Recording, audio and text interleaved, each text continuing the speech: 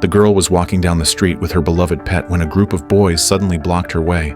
They thought she was a freak because no one would ever keep a scorpion as a pet. In the next moment, the girl was pinned hard against the wall, forced to watch as her treasured pet was crushed into dust right before her eyes. Heartbroken, she buried the scorpion and silently vowed never to let anyone bully her again. Years later, Wednesday Addams had just arrived at her new school when she discovered her brother locked inside a locker. As she untied him, a vivid vision flashed through her mind of how he had been bullied.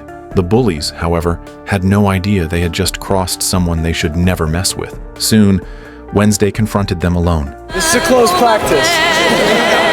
The only person who gets to torture my brother is me. Without another word, she calmly lifted 2 bags of piranhas and tossed them straight into the pool. The boys instantly panicked, thrashing toward the edge in a desperate bid to escape. But the ringleader was just a step too slow, and the piranhas bit off his private parts. Wednesday was none other than the eldest daughter of the famous Addams family. Because of the piranha incident, Wednesday was expelled from yet another school.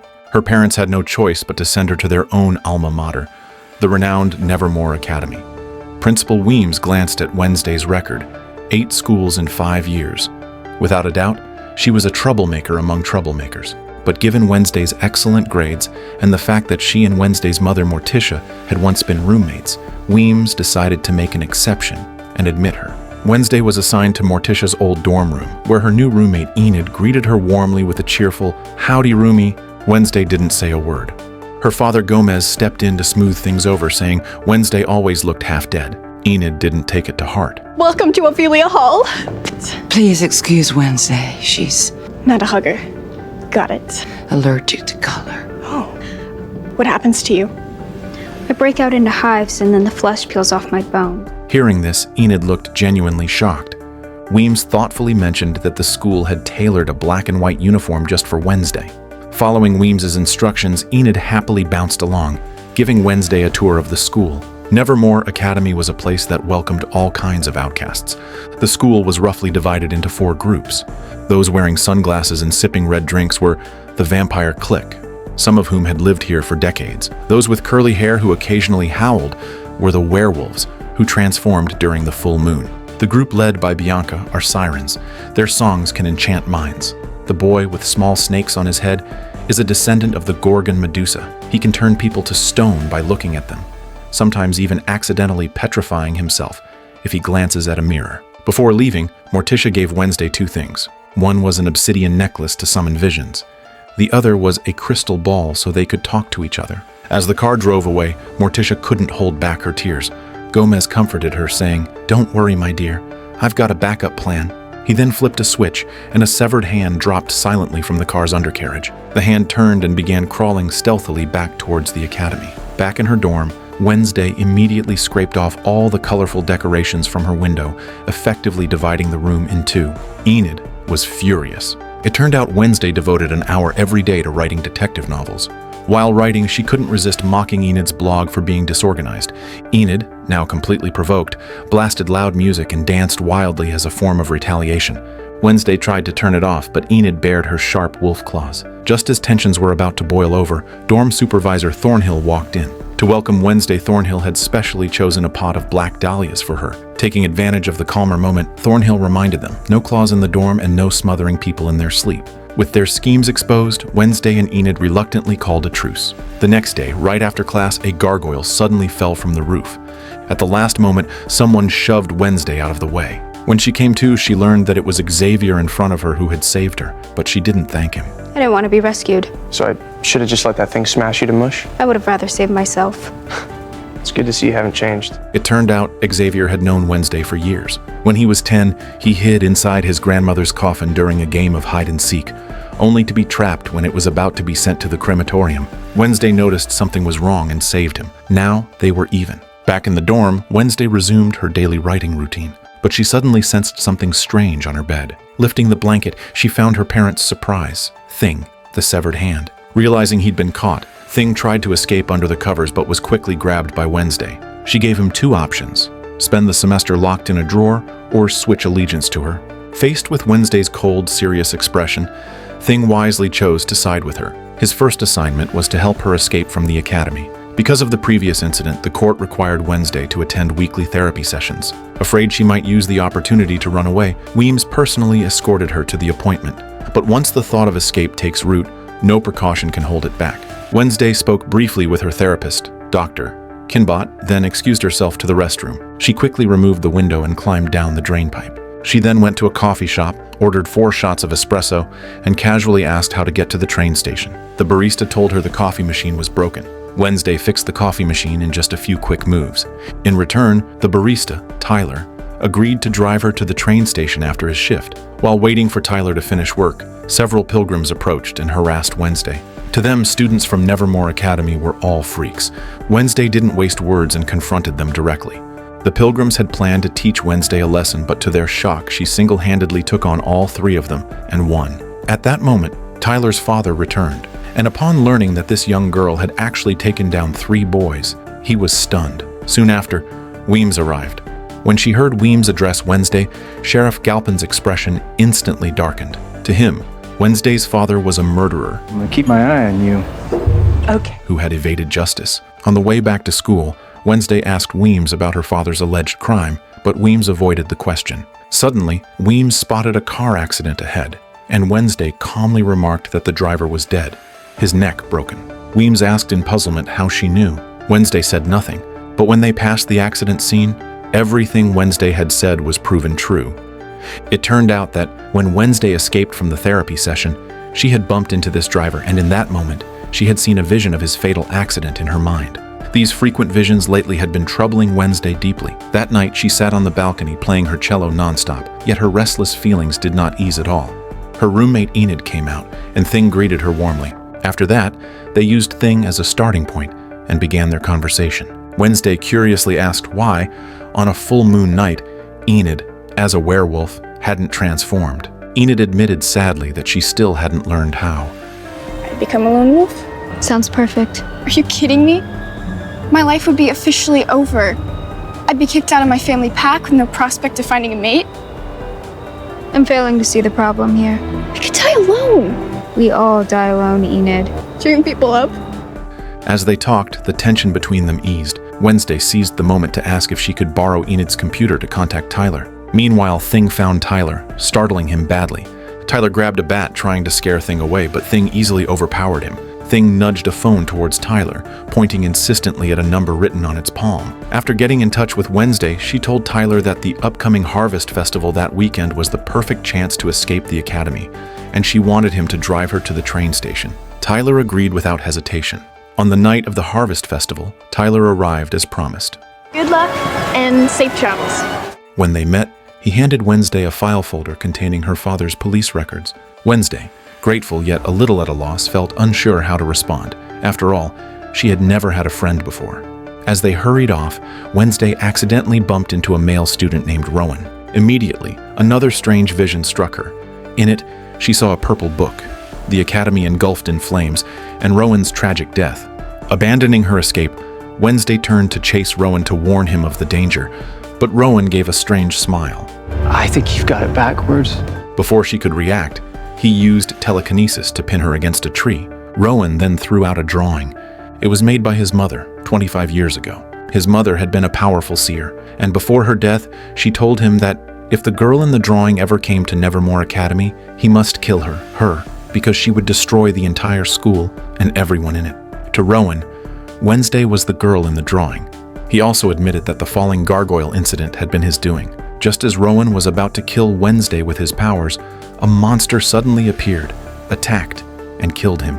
The monster glanced at Wednesday before quickly leaving. Rowan's death matched exactly what she had just seen in her vision. Wednesday immediately called the police, but after searching all night, they found no trace of Rowan's body. Even stranger, the next day, Rowan appeared at school completely unharmed. Now everyone believed Wednesday was lying for attention, including her therapist. Wednesday was deeply frustrated. Was she losing her mind, or was something else going on? When she looked again at the drawing Rowan had left, a mysterious symbol in the top right corner caught her eye. She turned to Weems for help, but Weems insisted that Rowan's death was merely her illusion. She said Wednesday's mother had experienced the same thing when she was young, and that visions were unreliable and dangerous. Now that Rowan had withdrawn from school, the matter was closed. Wednesday was even more suspicious. Rowan had been fine just days ago, so why would he suddenly leave right after the incident?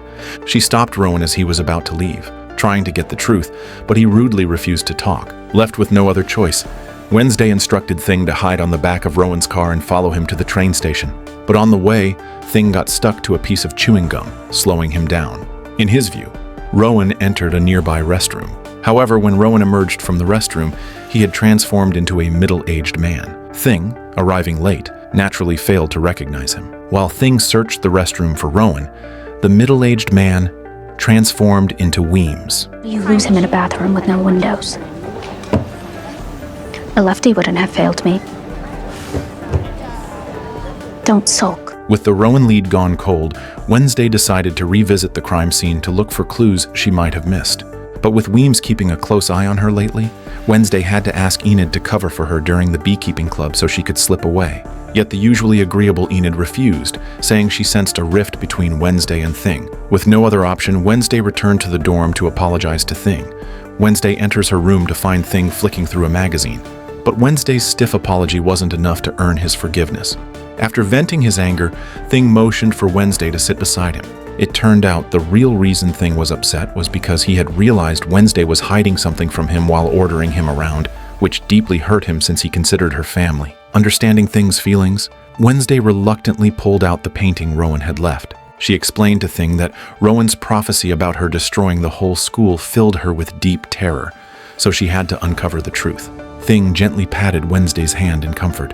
Enid also kept her promise, braving her fear of bees to stand in as Wednesday's double. Back at the crime scene, Wednesday discovered Rowan's glasses hidden in the bushes. The moment she touched them, another vision struck.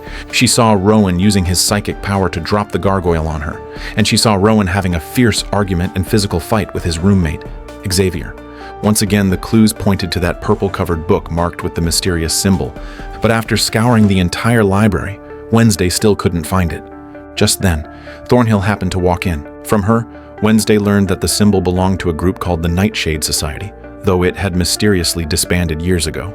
Wednesday then snuck into Rowan's dorm room but still didn't find the book. However, she accidentally discovered that Rowan's roommate, Xavier, had secretly drawn sketches of her. Right then, Xavier suddenly returned, forcing Wednesday to hide under the bed. Moments later, Bianca also arrived at the dorm.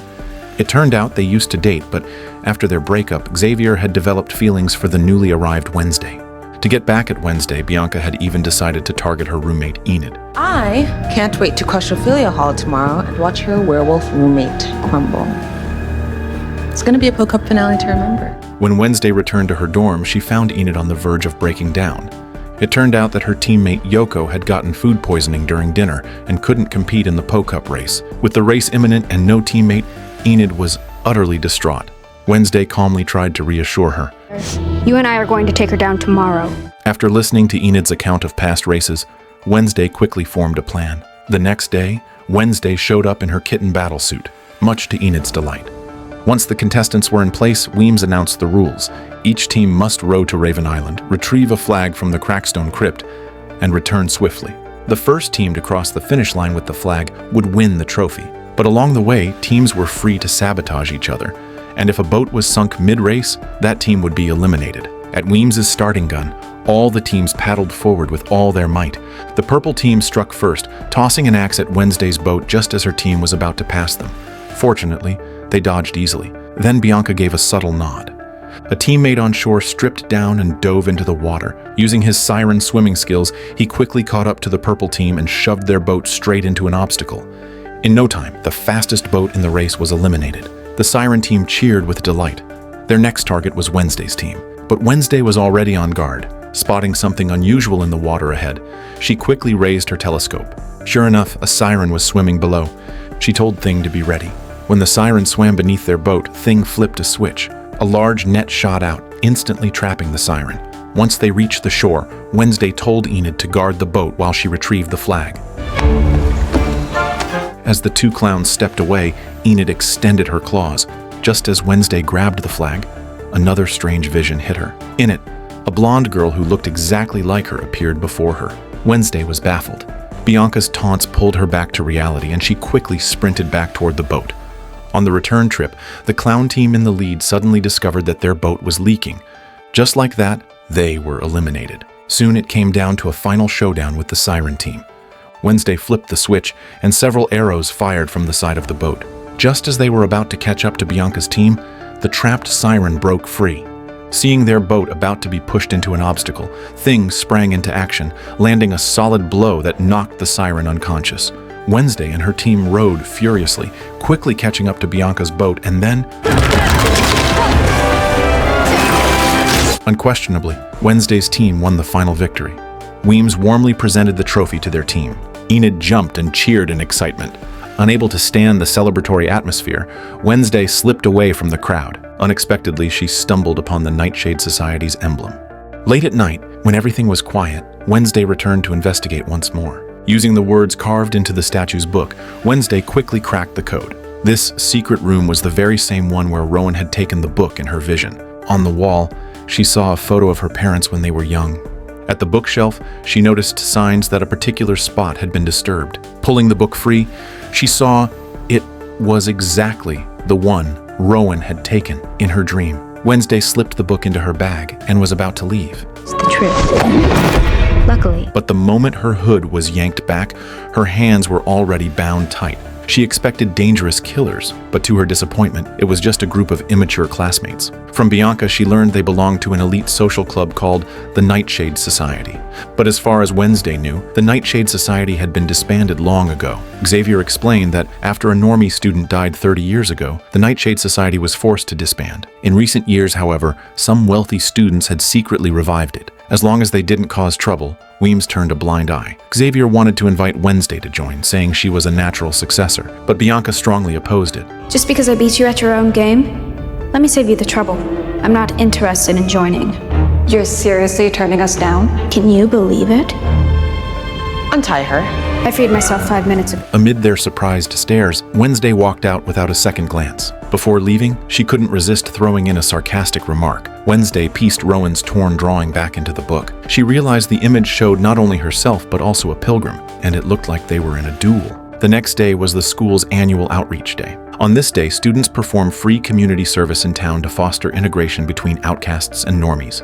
Wednesday showed the drawing of her duel with the pilgrim to Xavier. From him, she learned that the pilgrim was Crackstone, the town's founder, and that there were introductions about him all over town. To investigate Crackstone, Wednesday deliberately swapped volunteer assignments with Enid. Pilgrim World!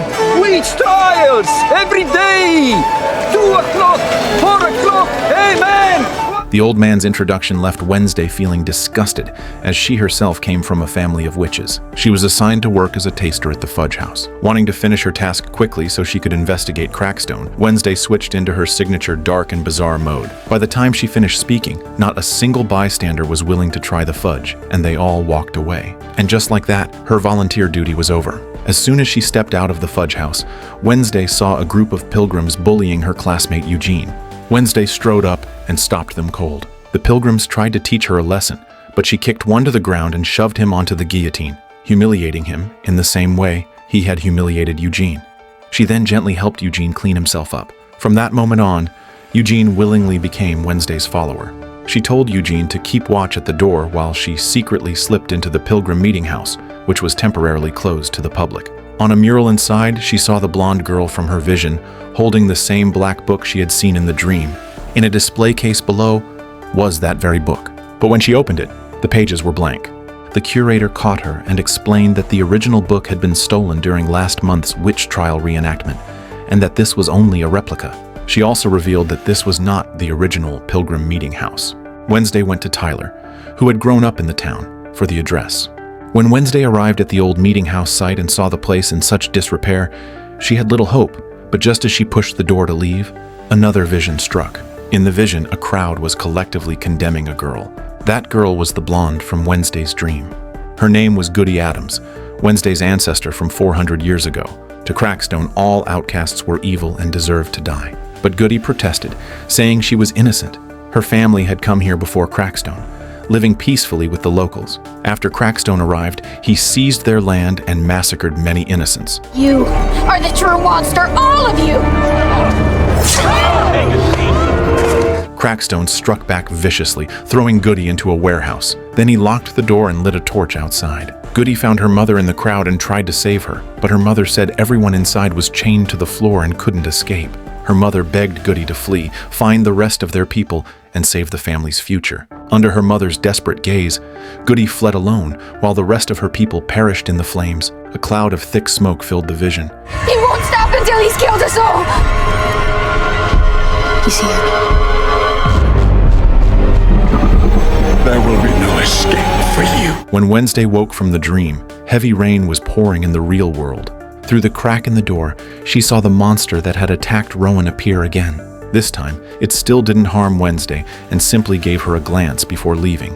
Wednesday quickly gave chase and was shocked to see the creature's footprints gradually turn into human ones. Back in town, Wednesday once again spotted Crackstone's statue, and she found it an eyesore. Soon after, the unveiling ceremony for the new town monument officially began.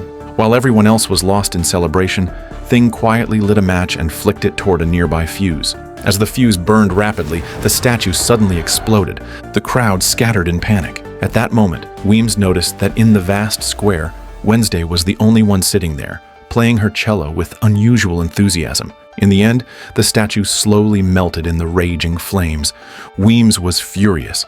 Although there was no proof, she was certain Wednesday had something to do with it. But Wednesday swore with absolute confidence that she hadn't done it. With no evidence, Weems had no choice but to let her go. Afterward, Weems angrily tore a magazine article about Morticia's youth into pieces and tossed it into the fire. Back in the dorm, Enid grumbled angrily to Wednesday. Wednesday rolled her eyes, unwilling to respond. Meanwhile, at the old meeting house Wednesday had visited earlier, a homeless man was suddenly attacked by the monster. When the police examined the scene, they found a camera.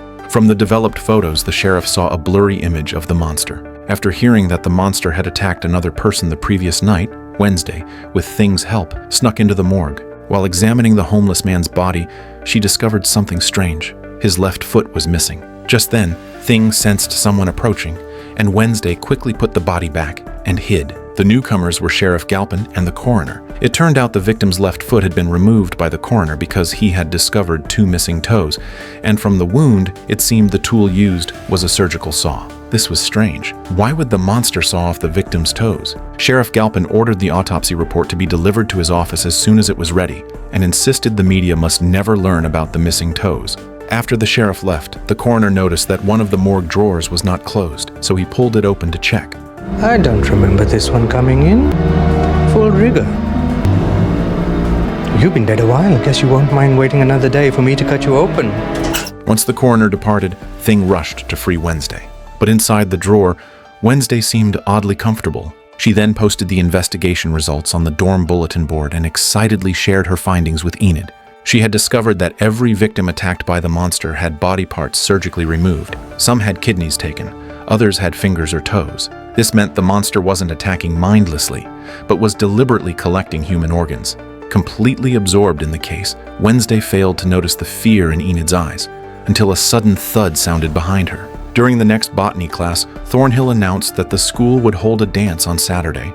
Xavier tried to invite Wednesday, but her reaction was, I'd rather stick needles in my eyes. Then she noticed something. There were scratch marks on Xavier's neck, eerily similar to those left by the monster. She secretly followed him and saw him coming out of a small cabin with a suspicious air. Slipping inside after he left, she was stunned. The walls were covered with lifelike, eerie drawings of the monster. Could Xavier be the creature? Wednesday took 2 of the drawings and left.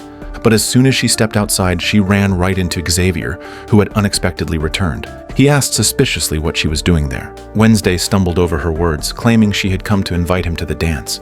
Xavier, who already liked Wednesday, naturally accepted immediately. Oh my god! Wednesday Addams is going to the Raven! My whole world is tilted! Later, Enid enthusiastically dragged Wednesday to pick out a dress. But looking at the colorful shop, Wednesday couldn't help but scoff. What kind of dystopian hellscape is this? Following Thing's subtle cue, she turned her head and saw the dress she truly wanted. Just then, Kinbutt walked out of the shop.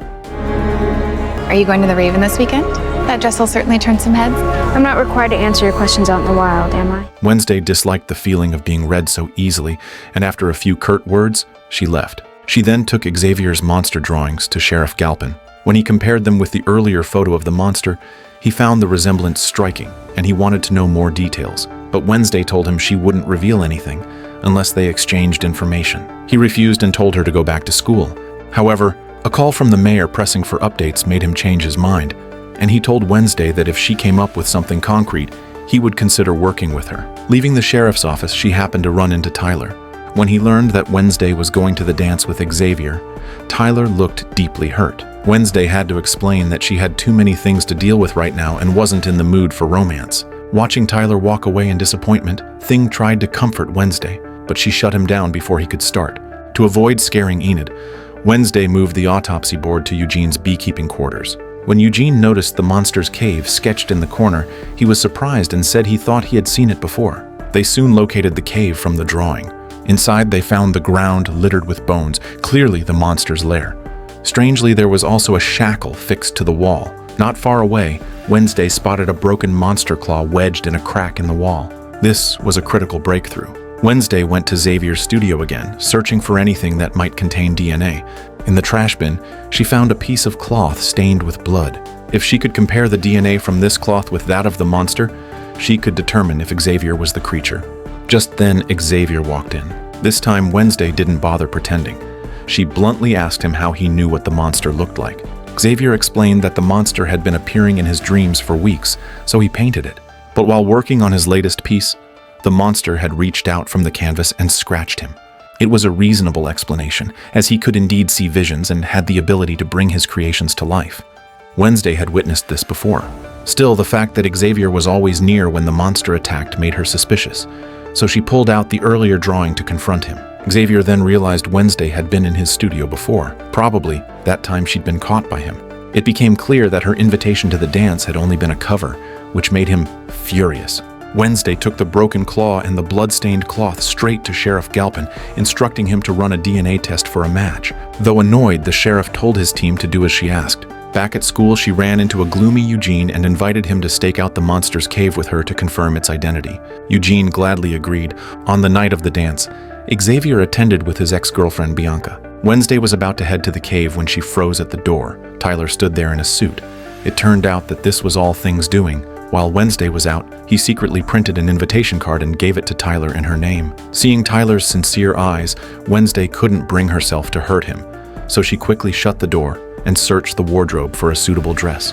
Thing snapped his fingers twice. It turned out he had already prepared a dress for her. Seeing Wednesday smile, Thing happily swung from the railing like a child. When Wednesday walked downstairs in the dress, Tyler's eyes went wide.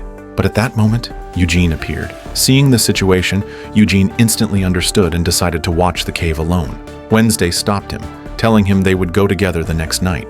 Eugene agreed on the surface but went off to the cave alone anyway. When Wednesday and Tyler entered the dance, all eyes were on them. As the music started, Wednesday broke into her own zombie-style dance, sometimes strange, sometimes captivating, drawing an approving glance from Weems.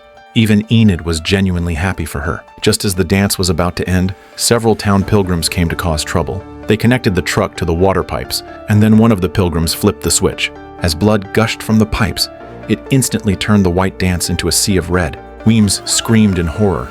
The crowd scattered, but Wednesday calmly licked her finger. In the chaos, someone bumped into her, triggering another strange vision. She saw Eugene fall in the forest, and then the monster appeared. Without hesitation, Wednesday ran toward the woods to find him. It turned out that while watching the cave, Eugene had been confronted by a figure in black. The figure tossed a torch into the cave and then shone a flashlight toward Eugene's position. An explosion followed, and both Eugene and the figure fled. By the time Wednesday found Eugene, it was too late. He was lying in a pool of blood. Fortunately, he was still alive, though unconscious, and Wednesday felt deeply guilty. Eugene's two mothers didn't blame her, saying that he had often spoken fondly of Wednesday lately and that she made him happy. The next day, the school hosted its annual Parents' Day. But just as the entire school, along with the students' parents, was having lunch together, a group of police officers suddenly burst in and arrested Wednesday's father, Gomez, on a charge of murder.